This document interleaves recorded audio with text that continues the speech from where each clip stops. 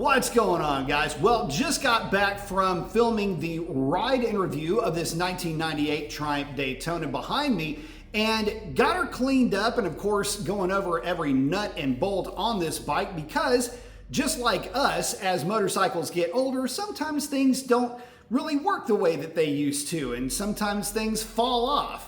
Anyway, you get the idea. Definitely need to keep up with maintenance with these older machines, but if you do, you can be rewarded with an awesome experience. Throw a leg over one of these old school hot rods and it will reward you with a completely different riding experience that you may be used to if you've only ridden modern bikes. So check out the visual on this machine, guys. As pretty as this motorcycle is, the riding experience, it just takes it to a whole different level. What a fun bike. So let's go run into the office and chat about this thing. Okay, guys, so if you could just get by on looks alone, the Triumph Daytona, especially the early first gen bikes like that one, I mean, I think you'd win every race hands down. That is a gorgeous machine, but it's not just looks alone. This bike delivers some pretty interesting power delivery from a 955cc triple power plant. It's got a 6-speed gearbox and it's producing somewhere, advertised numbers at the flywheel, around 130 and about 76 pound-feet of torque. Weighs in at about 450-ish pounds. So that right there gives you an idea for power to weight. The bike is plenty quick, but all of the power is always accessible because the red line on that machine, it's only about 10,500 RPM. So any minor twist of the throttle is rewarded with an immediate shove of torque. Definitely fun to ride.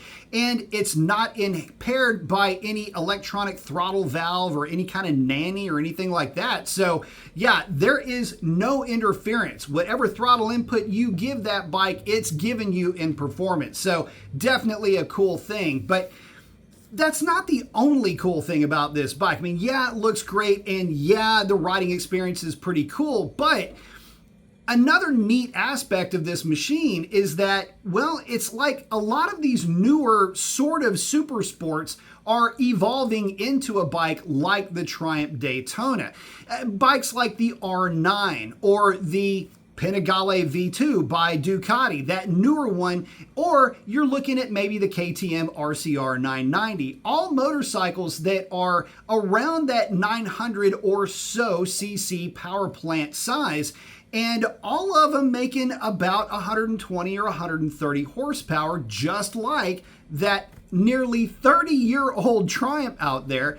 And they're sport bikes too, but they're not overly committed riding positions, kind of like the Triumph. It's weird how those bikes are becoming, in essence, just modern versions of the bike we were just looking at. So it's got a lot going on, but the main thing about that bike that I wanted to showcase in the ride-along video, and I'll post up a description below, was just to see this bike in action because, look, let's face it, it's nearly 30 years old, and there's not a lot of these bikes on the road anymore. And if there is any kind of content on these things, nobody's ever really riding them with any anger or enthusiasm. You'll see guys just kind of chit-chatting about it, but they'll never actually show the things really getting out there and putting on a show, which is a little bit of what I wanted to do in that ride-along video. Bring you guys along for a ride, get a little bit spirited, but show you that motorcycles like this, well, they still are relevant. They can be a ton of fun.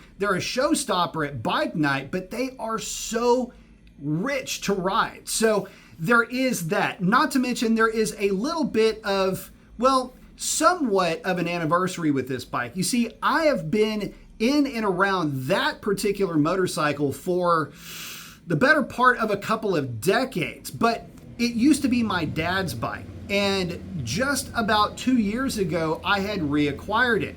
And when I did, it was a bit of a basket case, but all the parts were there. And it took a little bit of time. I've had that thing completely torn apart, replacing, fixing, and updating, but all along the way, I wanted to build it back as a bit of a tribute because my dad loved that bike and I wanted to do something for him in his memory. It's the best way I could do it was to bring his bike back to life and get that thing running better than ever, and it does. And so in that respect, it was a bit of a good feel moment for me to get that thing back on the road. Quite a bit of comedy in that journey to get this bike back to where it is now.